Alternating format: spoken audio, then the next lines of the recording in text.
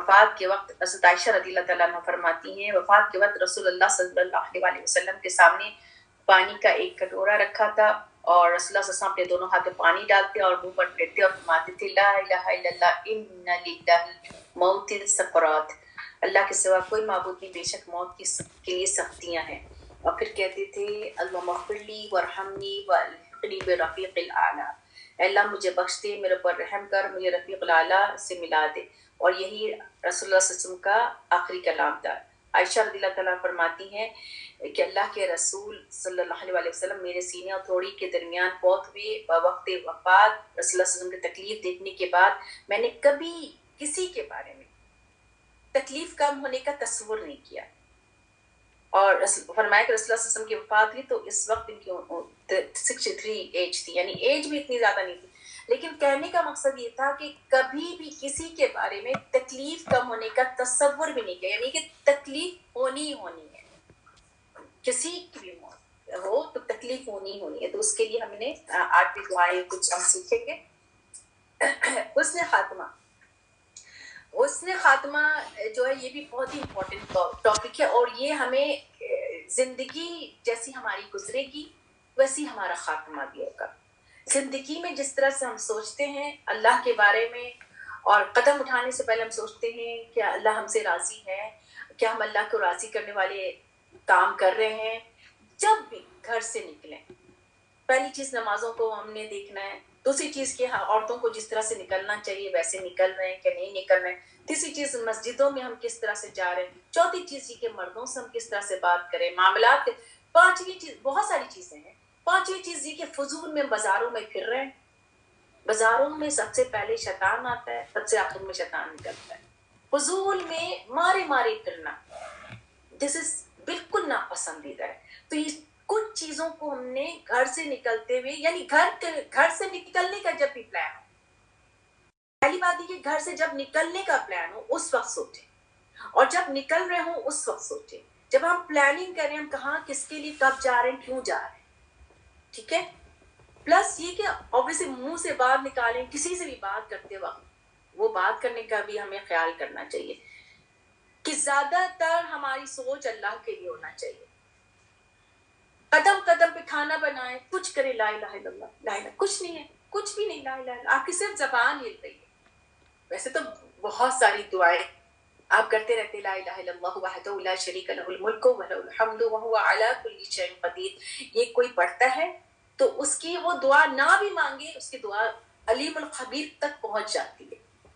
कहते हैं ये काफी है दुआ के लिए, ये कलमा काफी है, ये जिक्र काफी है, और दुरूद का जिक्र जो है ये भी काफी है। चाहे वो दुआ जबान से कह रहा हो या नहीं कह रहा, वो चाह रहा है और अल्लाह को पता है उसके दिल का हाल।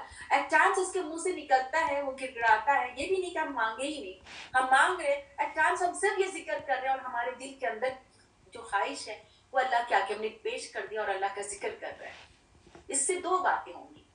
पहली चीज ये कि आपकी जबान जिक्र से तर है, दूसरी चीज कि आपकी जबान आदी हो गई है ला इलाहा इल्लल्लाह की, ठीक है। तीसरी चीज कि वो बात अल्लाह तक पहुंच रही है। आपको इस बात पर यकीन होना चाहिए कि वो बात अल्लाह तक पहुंच रही है। तो आप चलते फिरते जितना करेंगे उतने ही आखिरी होगी। अभी मैं दो वाकया आप लोगों को सुनाऊंगी, इसका आपके रोंगटे ही खड़े होंगे थोड़े, लेकिन ये वाकया सच्चा है और एक किताब से लिया गया है। और वो किताब थी, उसमें मैंने नाम लिखा हुआ था इस किताब का, अब्दुल मालिक कासिम के नाम से। या उस्ताजा ने पूरा इसका रेफरेंस दिया था और अल-ज़मन अल-क़ादिम के नाम से ये है। उससे इत्तिबा से ये किसी अरब और है मदीना का वाकया, और कोई अरब नौजवान है उसका वाकया है। मदीना के एक शहर में वो एक टनल से गुजर रहा था और उसकी गाड़ी खराब हो गई। वो टनल में ही निकला गाड़ी से और वो खड़ा था कि कहीं किसी को रोके, कहीं कुछ बताए कि उसकी गाड़ी खराब हो गई। उस वक्त कोई गाड़ी ऐसी आने जाना नहीं थी, वहां पर खड़ा ही था कि पीछे से एक गाड़ी ने आके उसको टक्कर मारी और वो गिर गया, बुरी तरह जख्मी हो गया, खून हो गया और वो गिर गया। और वो जब गिरा है और वो दूसरी गाड़ी का नहीं पता है कि उसका कोई जिक्र नहीं हुआ, वो मेरे पकड़े। वहां पे दो पुलिस वाले खड़े हुए थे, उन्होंने फौरन देखा जो एक गाड़ी जो फिरती रहती थी ना, पुलिस वाले जो मदद के लिए इधर उधर पेट्रोलियम जो करते हैं गाड़ी, तो وہ کھڑی ہوئی تھی, وہ لوگ آئے, اس کو اٹھایا, اس کو اپنی گاڑی میں ڈالا, وہ اس میں اس کے جسم سے حد سے زیادہ خون بہ رہا تھا, اس کی ہڈیاں بھی ٹوٹ چکی تھیں اور خون میں لت پت تھا, وہ کراہ رہا تھا. اس کو لوگوں نے گاڑی میں ڈالا اور لے کے چل پڑے. جب وہ لے کے چل پڑے تو راستے میں اس کی ہاسپٹل لے کے جانے لگے, تو راستے میں اس کی آواز گنگناہٹ کی جیسی آنے لگی نا, تو لوگوں نے میں سے ایک نے پلٹ کے دیکھا, تو دیکھا کہ وہ شخص جو ہے وہ تلاوت کر رہا ہے. کہہ رہے ہم نے ایسی کبھی تلاوت سنی ہی نہیں, اور وہ آیتیں پڑھا جا رہا جبکہ اس کے بری طرح زخمی ہے اور وہ قرآن کی تلاوت کر رہا ہے. اور یعنی وہ کہتے کہ ہمیں ایسا لگ رہا تھا کہ ہم سنتے جائیں اور وہ تلاوت کرتے جائیں. اس کی حالت خراب ہے لیکن وہ تلاوت کر رہا ہے. تو وہ ترتیل کے ساتھ قرآن پڑھ رہا ہے. کچھ راستے تک وہ پڑھتا رہا, پھر ایسا یعنی ایسا لگتا تھا وہ جیسے حافظ ہے. پھر ایک نے دیکھا کہ اس نے اپنی شہادت کی انگلی اٹھائی, اور شہادت کی انگلی اٹھائی اور اس کے بعد وہ انگلی گر گئی. تو ایک نے پلٹ کے دیکھا اور وہ اس نے یعنی وہ رونا شروع ہو گیا کہ یہ تو ختم ہو گیا. اس نے پھر روک کے گاڑی دیکھا, اس کا سانس دیکھا, اس کا ہارٹ دیکھا, سب کچھ ختم, چلا گیا, مر گیا تھا وہ. تو پھر وہ لوگ obviously دونوں ہی اپسیٹ ہو گئے, دونوں لے کے ہاسپٹل پہنچے. ہاسپٹل وہاں پہ لوگ تھے تو لوگوں کو بتایا اس شخص کے بارے میں. اور یعنی اب ہوتا ہے نا کہ یہ تو ایک عام سا قصہ ہے نا, کہ اگر آپ کے سامنے کوئی قرآن پڑھتے ہوئے چلا جائے اور اس نے شہادت کی انگلی اٹھائے تو آپ دوسرے کو تو ضرور بتائیں گے نا کہ میں نے ایسے دیکھا, وہ دیکھو قرآن کی کتنی زبردست تلاوت کرتے ہوئے اور اس نے ایسے کیا. تو یہی چیز وہ لوگ بتا رہے تھے. تو وہاں لوگ بھی حیران ہو گئے, ہر کوئی اس کا چہرہ دیکھنے لگ گیا. اور پھر ایک نے کہا کہ میں تو اس کا ماتھا چوموں. پھر اس کے بارے میں معلوم کرنا چاہ رہے ہیں کہ کہاں سے آیا تھا, کیا تھا, کسی طرح سے نکلا ہوگا, اس کے فون یا نمبر کچھ ملا ہوگا. تو لوگوں نے اس نمبر پہ کال کیا اور بتایا. تو اس کے بھائی سے بات ہوئی تو اس کے بھائی نے بتایا کہ یہ جو شخص ہے, یہ لڑکا یعنی ایسے کام کرتا تھا کہ جو اس کو کوئی یعنی جہاں جہاں وہ جاتا تھا, کہتے ہر ہفتے یہ گاؤں جاتا تھا اپنی دادی سے ملنے کے لیے.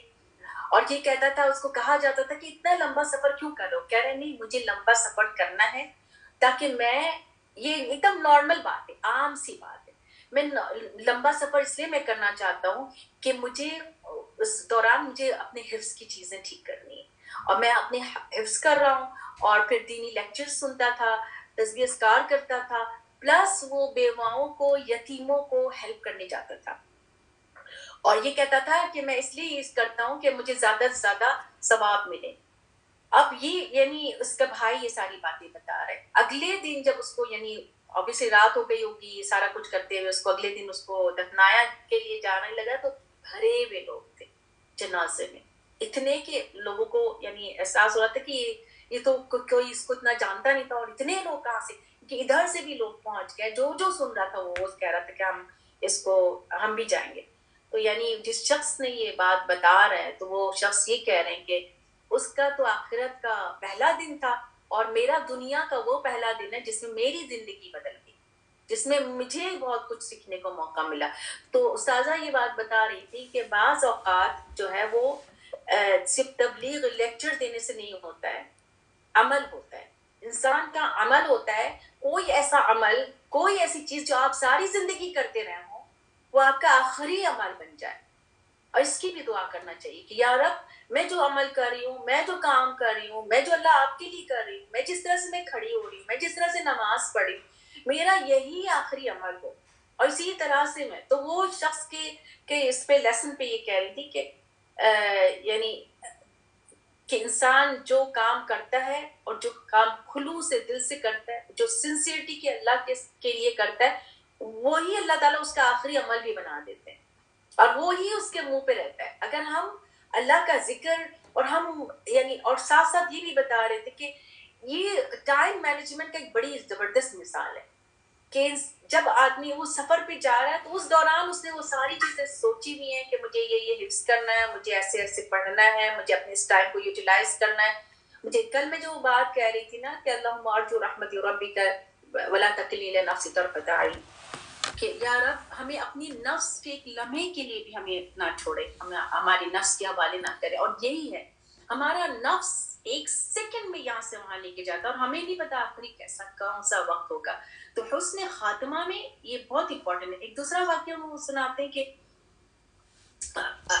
یعنی اسی میں ہی تھوڑا بہت, یہ تو ہم نے سبق لے لیا اس کے بارے میں, کہ دوسرا واقعہ یہ ہے کہ ایک شخص ایک جگہ ایک گاڑی سے جا رہا تھا, اس نے دیکھا کہ ایک شخص کسی لڑکی کو, ایک لڑکا ہے, نوجوان لڑکا ہے, کسی لڑکی کو چھیڑ رہا ہے.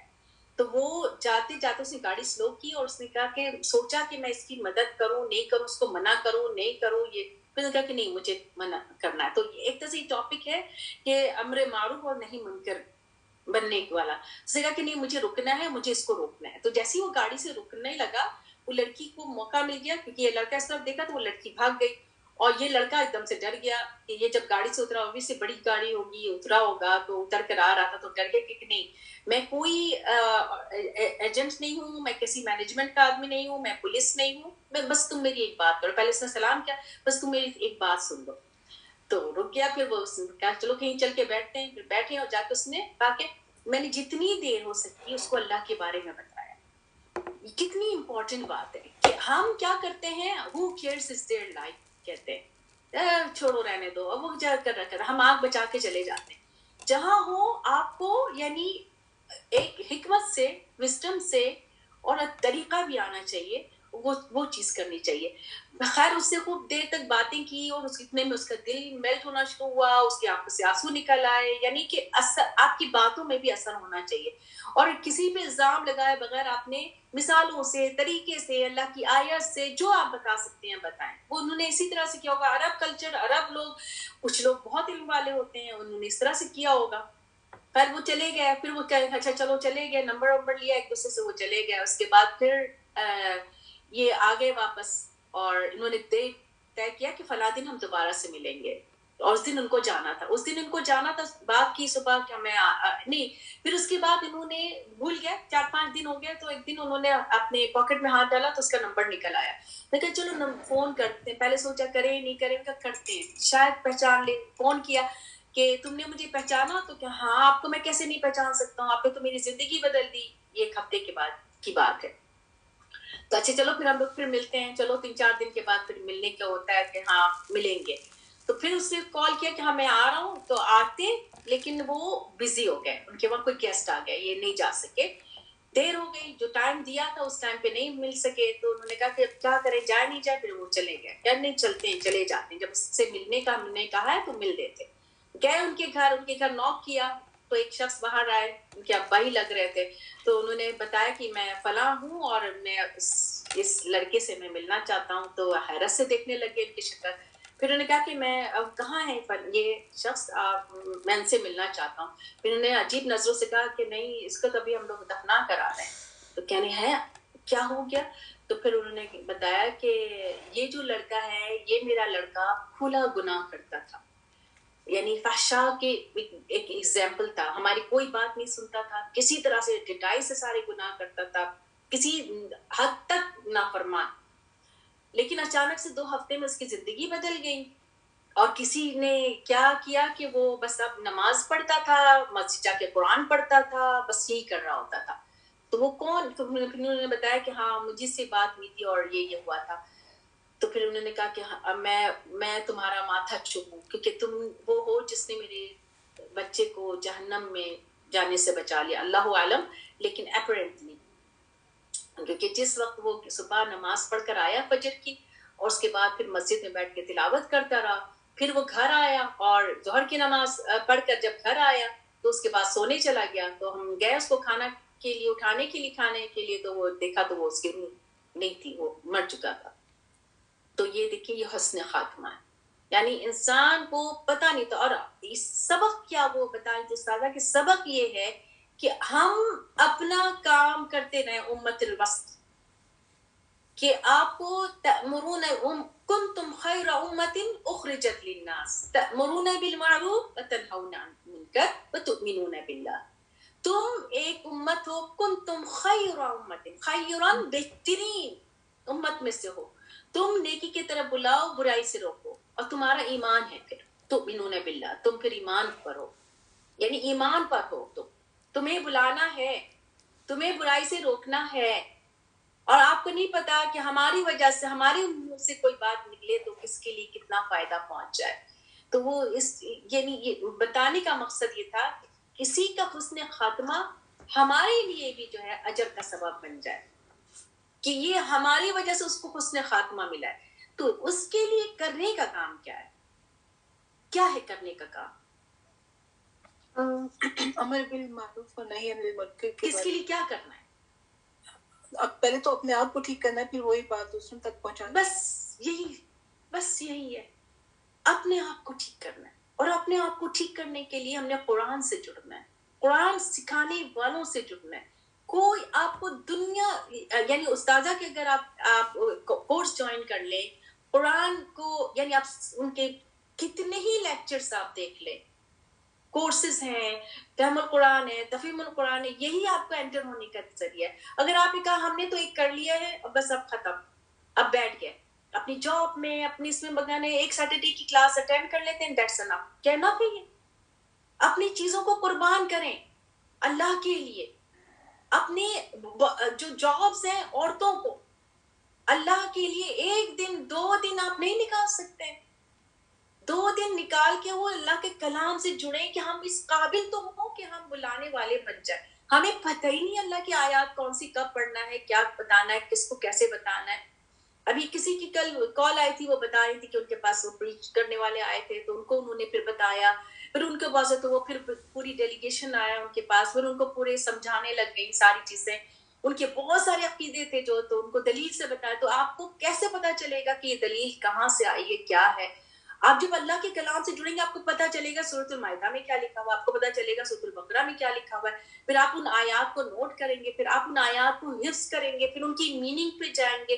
پھر آپ کو ایسے موقع پہ بولنے کا آپ کو ہمت آئے گی جب آپ بولتے رہیں گے. تو یہ ساری چیزیں آپ کی کنیکشن سے آئے گی. اور کنیکشن سے پہلے کس چیز سے آئے گی؟ ایمان سے. ایمان قرآن. ہاں بتائیں تانیہ. علم حاصل کریں گے تو آئے گی. اس کنیکشن اور علم سے پہلے کیا چیز چاہیے؟ ایمان چاہیے. آپ کا ارادہ چاہیے. نیت، مخلص نیت، ارادہ. اس کے بغیر تو ہو ہی نہیں سکتا. آپ نے آؤٹ آف نو ویئر آپ کے پاس ہے یہ سب، سامنے سب چیزیں نظر آ رہی ہیں، آپ کا ارادہ ہی نہیں ہے. آپ کیسے جوائن کریں گے؟ آپ کا ارادہ ہی نہیں ہے تجوید ٹھیک کرنے کا، آپ کا ارادہ ہی نہیں ہے اللہ کا کلام اچھے سے پڑھنے کا، تو آپ کو کیسے ملے گا؟ پھر ارادہ کے ساتھ کیا چیز ایک اور ایڈ ہو جاتی ہے؟ استقامت، اسٹیڈ فاسٹ ہونا چاہیے. اور مین ڈیڈیکیشن. ہاں، اس ڈیڈیکیشن کے ساتھ ایک مین چیز ہے عمل. اسی وقت آئے گی. علم، صبر، کوشش، ڈیزائر سے دور رہنا. Dedication, determination. عمل. ایک چیز ہے ویری امپورٹنٹ، کمٹمنٹ. اللہ کی محبت. اللہ کے ساتھ ایک چیز ویری امپورٹنٹ ہے، اور اس کو آپ بڑے بولڈ اس میں لکھ لیں، سجدے میں جا کر دعا کریں اپنے لیے، اپنے پیاروں کے لیے.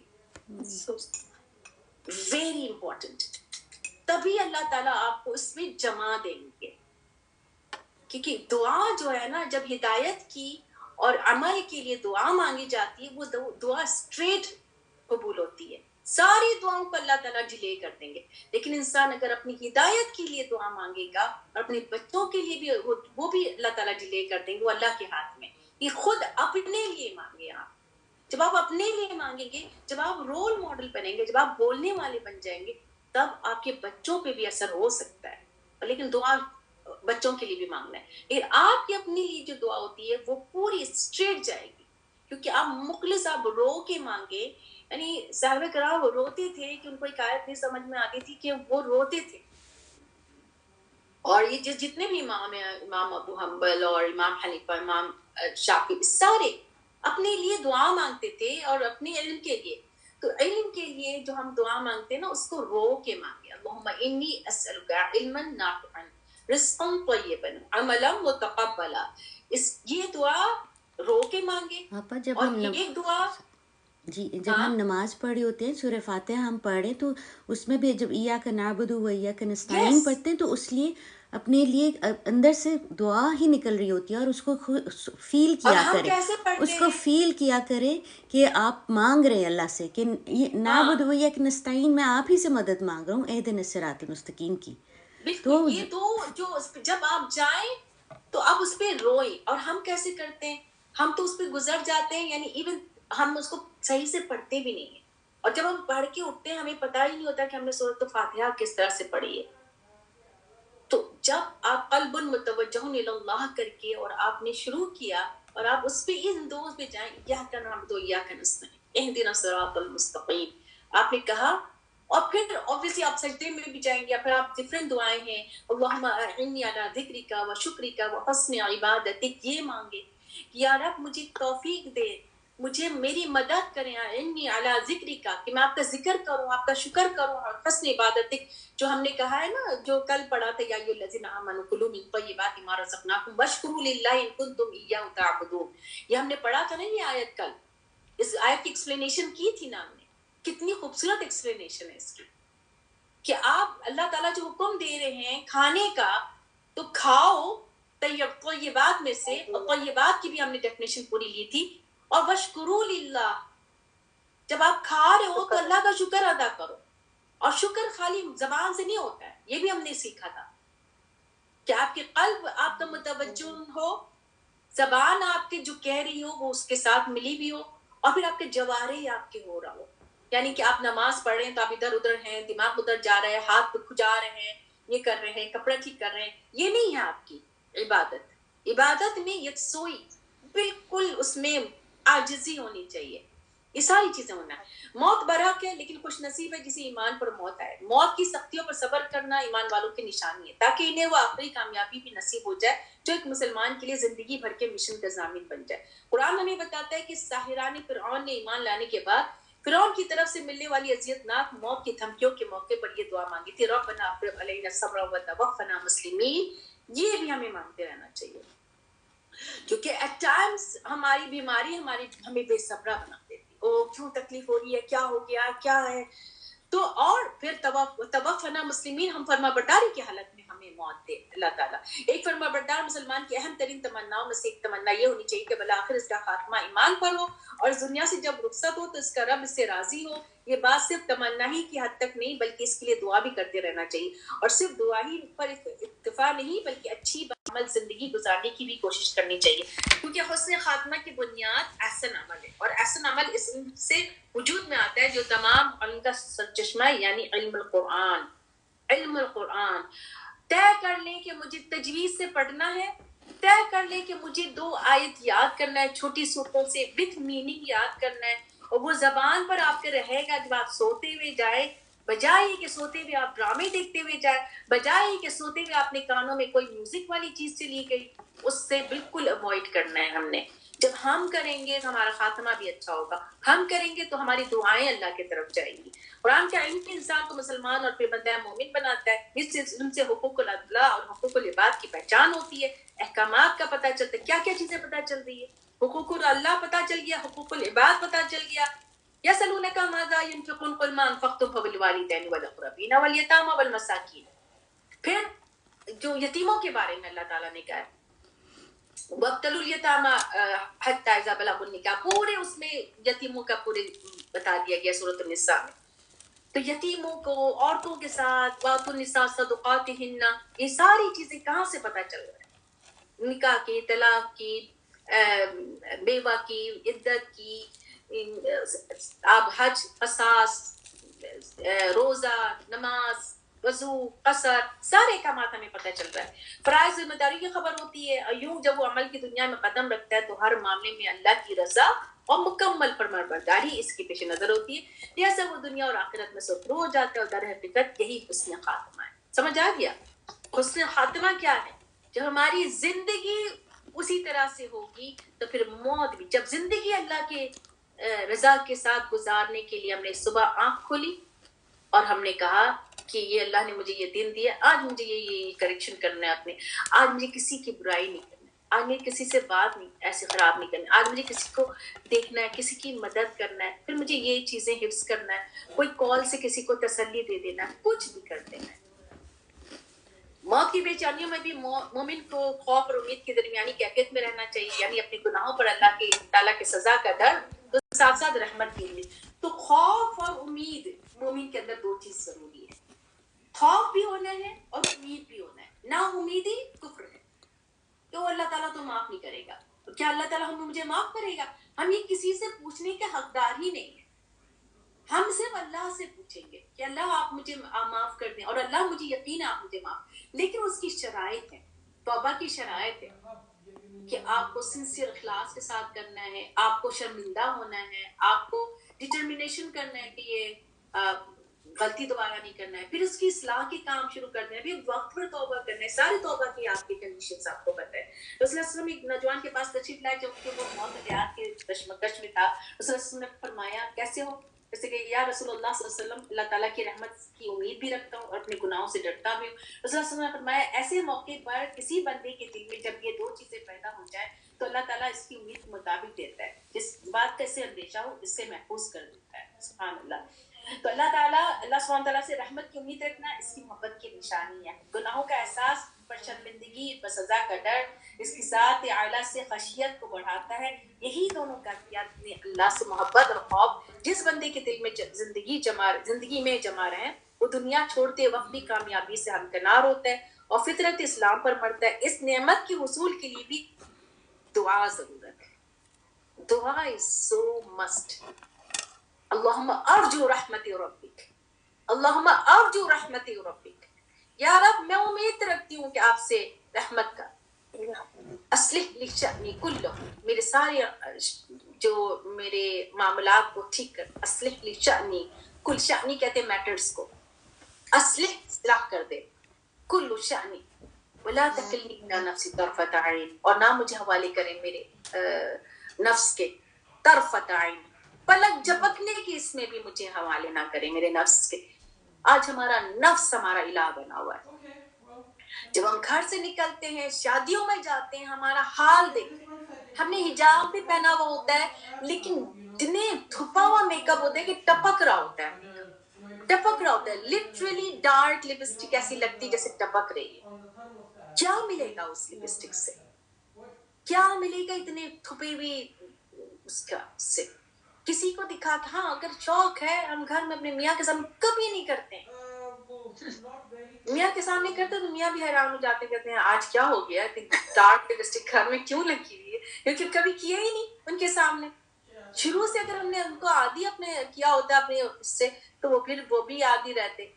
اب باہر نکلتے وقت ہم تھپے ہوئے میک اپ سے جاتے ہیں تو وہ بھی کہتے ہیں ہاں چلو بیگم کر رہی ہے چلو ٹھیک ہے، خوش ہے تو چلو اسی میں خوش ہے. ان کے سامنے ہم نہیں کرتے ہیں، ان کے سامنے گندے میلے جتنی گندگی سے آ سکتے ہیں آئیں گے. پجاماز میں سارا دن ایسی گندے میں حال میں ہیں، ویسے اللہ کے آگے بھی کھڑے ہو گئے مسالے. اور یہاں تو آپ کھانے بنائیں تو وہ آپ کو اسمیل جاتی نہیں، آپ کو وہ کپڑوں کا وہ تو وہ والی دوپٹہ جو اس کو لپیٹ لیتی ہوں کہ جس میں ہے تو اس کو پھر ہٹاتی ہوں دور پھینکتی ہوں، پھر دوسرا اوڑھتی ہوں جاتی ہوں.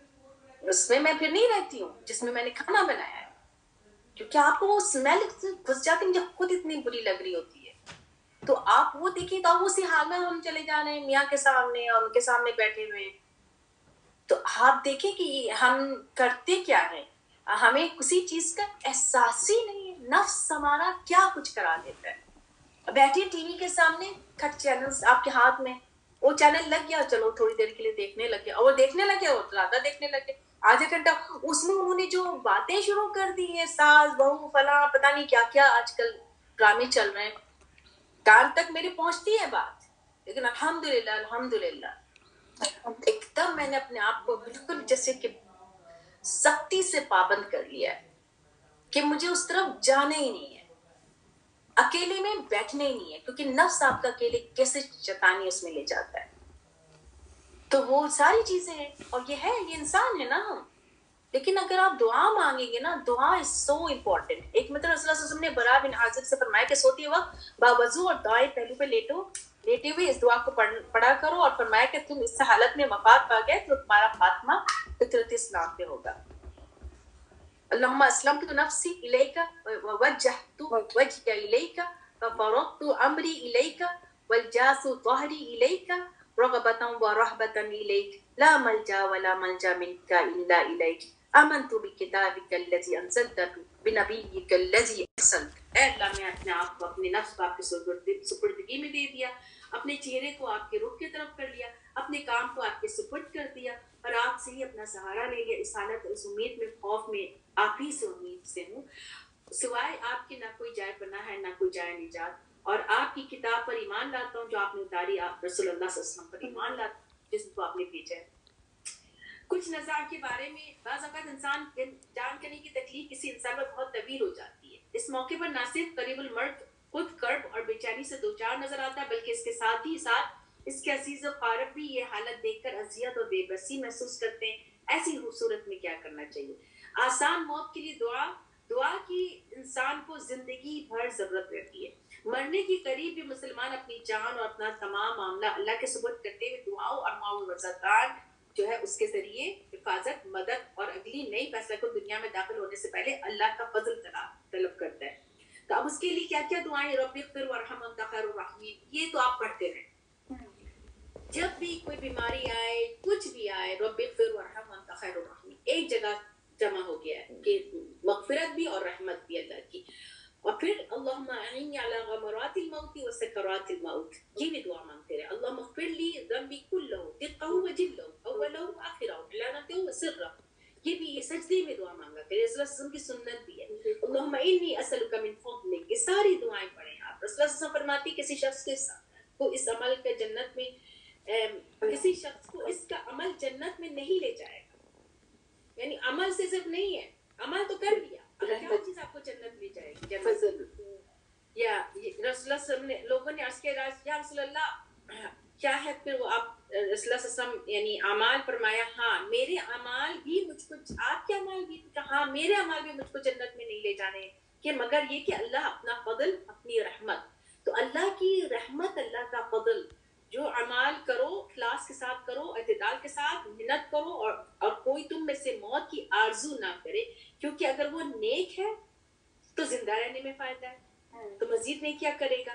اگر بد ہے تو بھی زندہ رہنے میں فائدہ ہے کہ امید ہے کہ شاید اس کے کوئی توبہ اللہ تعالیٰ کی طرف چلی جائے. ان مسنون دعاؤں کو روزمرہ کے اذکار کا حصہ بنا لیا جائے تو زندگی کے آخری لمحات میں زمان پر جاری ہونے والی سے امید رکھی جائے گی.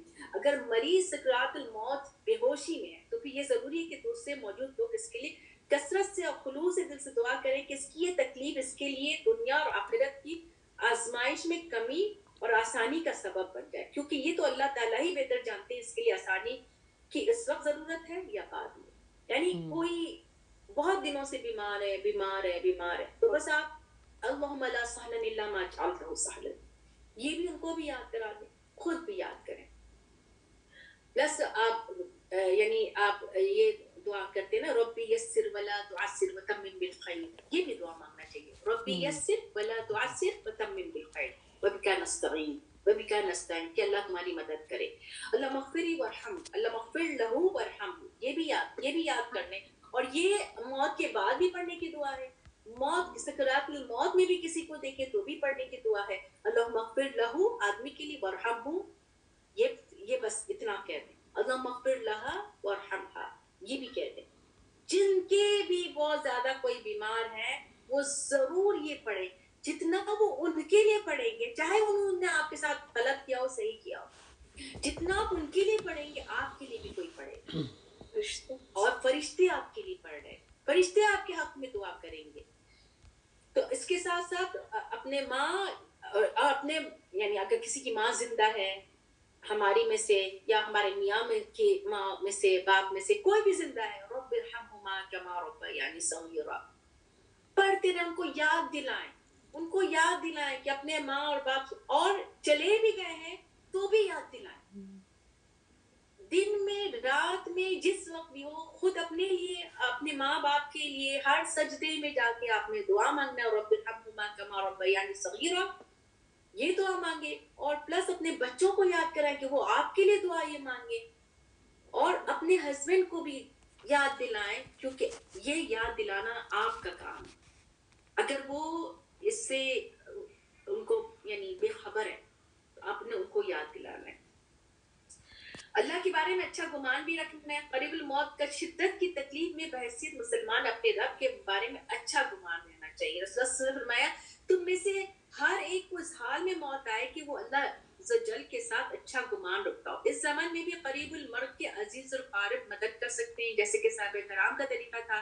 سیدنا عمر عثمان و ابن مسعود و انس و دیگر صحابہ رضی اللہ عنہم اس بات کو پسند کرتے تھے کہ وفات کے وقت بندے کو اس کے نیک اعمال یاد دلائیں تاکہ وہ اپنے رب کے متعلق حسن ظن رکھے. یعنی آپ یہ یاد دلائیں, آپ کو یاد ہے آپ کتنے اچھے سے روزہ رکھتی تھی, آپ کو یاد ہے آپ کتنے اچھے سے نماز پڑھتی تھی, آپ کو یاد ہے آپ نے ایک دفعہ مجھے یہ بات کہی تھی اور اس کے بعد سے میں نے جو ہے وہ بات پکڑ لی ہے. یعنی کوئی بھی انہوں نے ایسی نصیحت کی بات کی ہوگی جو آپ کی زندگی میں چینج آیا ہو, جو ان کی اچھی بات آپ کے لیے آپ کے نیک عمل کا سبب بن گیا ہو, ان کو یاد دلائیں. نہیں, اللہ تعالیٰ تو آپ سے بہت راضی ہوں گے, اللہ تعالیٰ آپ سے بہت خوش ہوں گے, آپ کو اچھا گمان رکھنا ہے. میری امی کہتی تھی مجھے تو قبر کا اندھیرا ہے, مجھے تو گھبراہٹ ہو رہی ہے, مجھے تو قبر کا اندھیرا یاد آ رہا ہے. میری امی کے آپ اکثر ہوتا تھا کہ میں جب جاتی تھی, آخری وقت نہیں تھا لیکن وہ بہت پڑھتی رہتی تھی اور ڈرتی بھی بہت تھی اور کوئی ایسی بیمار بھی نہیں تھی, لیکن وہ اس طرح کی بات کرتی تو میں کہتی تھی نہیں آپ پڑھیں آپ استغفار پڑھیں, اللہ تو رحیم و کریم ہے. مجھے تو اس وقت پڑھا بھی نہیں تھا اتنا کچھ. میں کہتی تھی اللہ رحیم و کریم, اللہ تعالیٰ آپ کو معاف کرے گی, آپ کو تو اللہ سے امید اچھی رکھنی چاہیے. تو یہ بات بتائیں کہ استغفار کریں. ہم سب گناہ گار, میں تو بہت گناہ گار ہوں, کہتی میں نے کہا ہم سب گناہ کس سے نہیں, اللہ کو یعنی وہ بندہ پسند ہے جو گناہ کے بعد اللہ سے رجوع کرتا ہے. تو گناہ کے بعد رجوع کرنا اور اللہ سے مانگنا یہ بھی ایک اچھی علامت ہے, ایمان کی علامت ہے یہ. تو رسول اللہ صلی اللہ علیہ وسلم نے فرمایا جو شخص اللہ سے ملاقات کو پسند کرتا ہے تو اللہ تعالیٰ بھی اس سے ملنا چاہتے ہیں. جو شخص اللہ کی ملاقات کو ناپسند کرتا ہے اللہ تعالیٰ کو بھی اس کی ملاقات پسند نہیں ہے.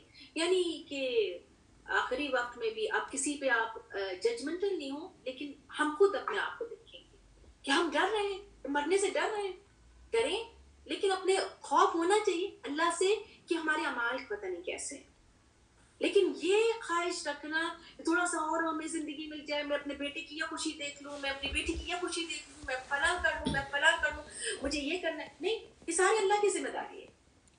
یہ سارے اللہ, میں اپنے اس بچے کو بھی دیکھ لوں کہ میرا بچہ بڑا ہوگا تو میری یہ بچی ہے, میری نواسی, اس کو تو میں نے دیکھا ہی نہیں, اب میرا کیا ہوگا, اب میرا یہ سب کچھ نہیں. اپنے اعمال کی فکر کریں گے اور اچھی امید, اور اللہ سے اپنے ان نیکیوں کا واسطہ دینا ہے. یا اللہ میں نے فلاں وقت قرآن ایسے پڑھا تھا اللہ تعالیٰ صرف آپ کو خوش کرنے کے لیے, میں نے اتنی آیت یاد کی تھی, میں نے اپنی تجوید کو اللہ تعالیٰ آپ کے لیے میں نے کوشش کی ہے, میں نے اللہ تعالیٰ آپ کو میری وہ عمل آپ کو قبول ہوا ہے, یا اللہ اس کے بدلے میں مجھے یہ آسانی دے دیجیے. اپنے نیک عمل کہ اللہ تعالیٰ آپ مجھ سے راضی ہو جائے.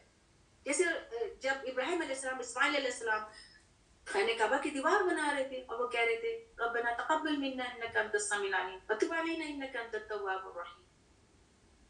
جو بھی نیک عمل کریں اللہ سے کہ اللہ تعالیٰ اس کو قبول کر لیجیے, یا رب اس کو قبول کر لیجیے, ہم سے راضی ہو جائے اور مجھے اور نیکی کا موقع دے. صحابہ کرام نے عرض کیا یا رسول اللہ صلی اللہ علیہ وسلم, اللہ تعالیٰ سے ملاقات کے ساتھ تو موت سے بھی ملنے کی کراہت آ جاتی, انسان ہے یہ, اور موت ہم سب کے لیے برا جانتے ہیں موت کو. فرمایا نہیں, یہ صرف موت کے وقت ہے جب مرتے وقت کس شخص کو اللہ کی رحمت اور مغفرت کی خوشخبری دی جاتی ہے. یعنی جب انسان کی جان نکل رہی ہوتی ہے, جب آنکھیں پترا جاتی ہیں, تو اس وقت فرشتے خوشخبری دیتے ہیں آ کے, اور وہی وہ وقت ہوتا ہے جب توبہ قبول کی, جب فرشتے آتے ہیں. اور وہ نیک روحوں کے لیے فرشتے آ کے پوچھے تو آپ دیکھیں گے کچھ لوگوں کے چہرے کے مسکراہٹ آ جاتی ہے, اور نہیں بھی آئے ججمنٹل نہیں ہونا ہے, لیکن کچھ آبویس ہو جاتی ہیں کچھ چیزیں, تو ایسا لگتا ہے کہ ہاں ان کو خوشخبری دے دی گئی ہے. ان کا چہرہ مطمئن چہرہ ہوتا ہے, ایک دم شفاف چہرہ ہوتا ہے.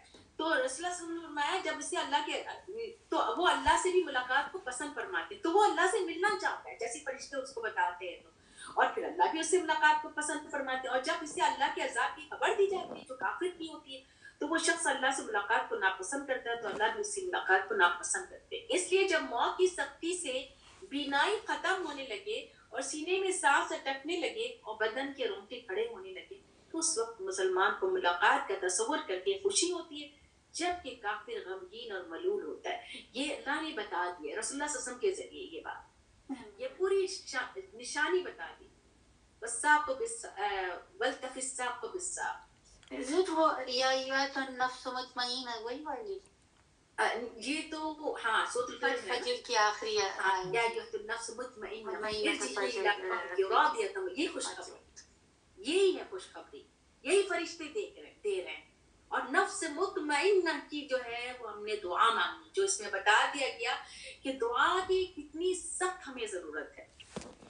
عبداللہ ابن عمر کہتے ہیں کہ رسول اللہ صلی اللہ علیہ وسلم نے فرمایا موت مومن کے لیے تحفہ، یہ بھی ضعیف حدیث ہے بٹ کہہ دیا ہے. نبی صلی اللہ علیہ وسلم نے فرمایا دنیا مومن کے لیے قید خانہ ہے اور کافر کے لیے جنت ہے. دنیا کو ناپسند یعنی پسندیدہ چیزوں سے گھیر دیا گیا ہے، یعنی اور ناپسندیدہ چیزوں سے بھی. تو جو ناپسندیدہ چیزوں کی طرف جائے گا یعنی اللہ کی بتائے ہوئے حدود کے ساتھ رہے گا، یعنی پسندیدہ کی طرف ہم بھاگیں گے جب دنیا کی، تو ہم ڈیزائرز کی طرف چلے گئے.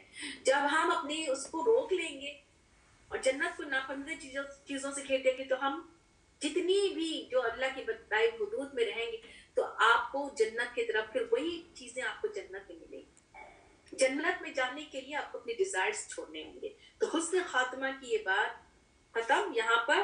اور لیکن تھوڑا سا یہ رہتا ہے، اس کو بھی میں پڑھ لوں تو آگے علامات پڑھیں گے. کلمہ طیبہ کی تلقین اگر اندازہ ہوا کہ قریب المرء اس حالت میں نزا میں سن سکتا ہے تو اس کے پاس حسرت اور مایوسی کی باتیں کرنے کے بجائے ایسی باتیں کیے جائیں جو اس کے حق میں فائدہ مند ثابت ہو.